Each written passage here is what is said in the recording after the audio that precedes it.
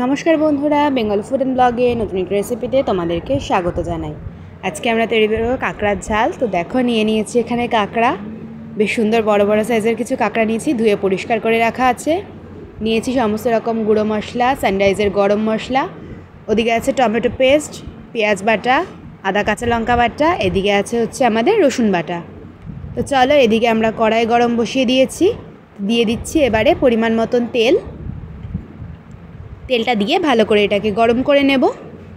তেল আমাদের গরম হয়ে গেছে, তো প্রথমে আমরা অল্প অল্প করে কাঁকড়াগুলোকে দিয়ে দেব। একটু সাবধানে দেবে, যেহেতু ফোটে, কাঁকড়ার ভেতরে একটু জল থাকবে। দেখো, কাঁকড়াগুলোকে কিন্তু একদম সুন্দর করে ভেঙে পরিষ্কার করে নিয়েছি আমরা।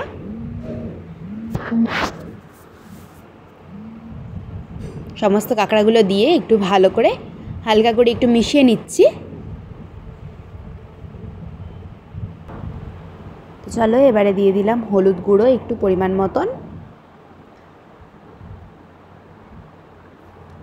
আর দিয়ে দিচ্ছি খুব সামান্য একটু লবণ।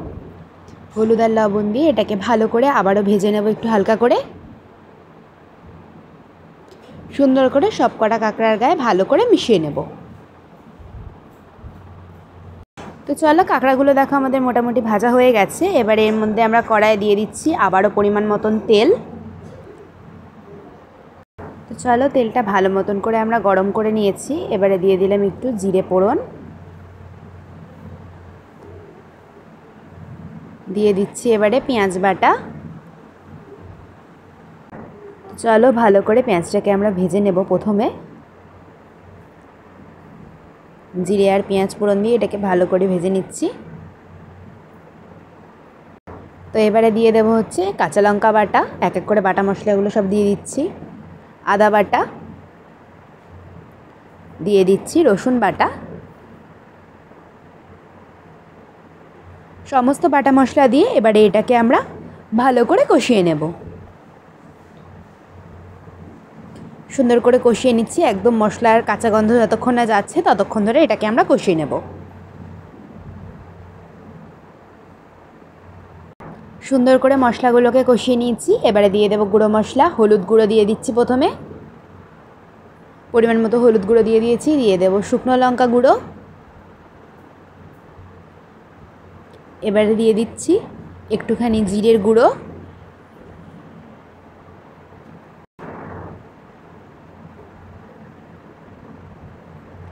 দিয়ে দেব ধনে গুঁড়ো। তো চলো, ভালো করে এবারে আমরা গুঁড়ো মশলাগুলো দিয়ে মিশিয়ে নিচ্ছি।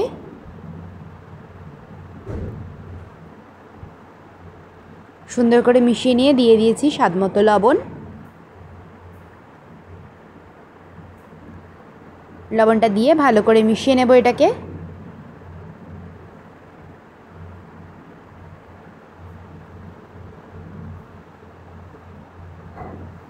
ভালো করে একদম সুন্দর মতন করে মশলা আমরা কষিয়ে নিচ্ছি।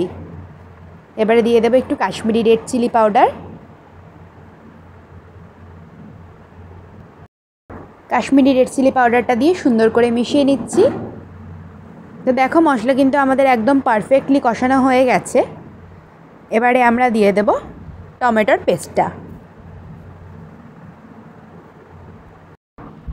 চলো, টমেটো পেস্টটা দিয়ে ভালো করে একদম কষিয়ে নেব এবারে এটাকে। সুন্দর করে যত মশলা কষাবো তত কিন্তু টেস্ট বাড়বে। তো চলো, সুন্দর করে মশলাটা কষিয়ে নিচ্ছি। তো চলো, মশলা আমাদের একদম পারফেক্টলি কষানো হয়ে গেছে। এবারে দিয়ে দেবো আগে থেকে ভেজে রাখা কাঁকড়াটা দিয়ে কিন্তু একদম সুন্দর করে কষাতে হবে, যাতে কাঁকড়ার গায়ে ভালো মতন করে সমস্ত মশলাগুলো ঢুকে যায়। যেহেতু এটা সি ফুড, তো একটু ভালো করে না কষালে হয় না। তো দেখো, মোটামুটি আমাদের কিন্তু বেশ ভালো মতনই কাঁকড়াটা কষানো হয়ে গেছে।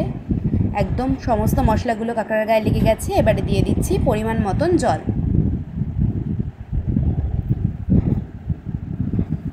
তো ভালো করে জল দিয়ে এটাকে নেড়ে চেড়ে নেব।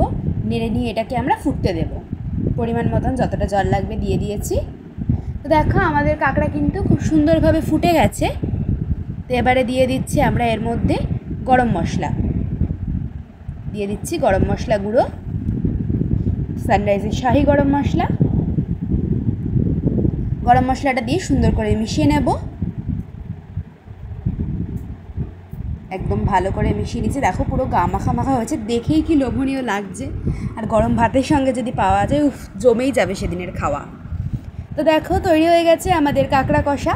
ভিডিও ভালো লাগলে অবশ্যই একটি লাইক কমেন্ট শেয়ার করে দেবে। ধন্যবাদ সকলকে।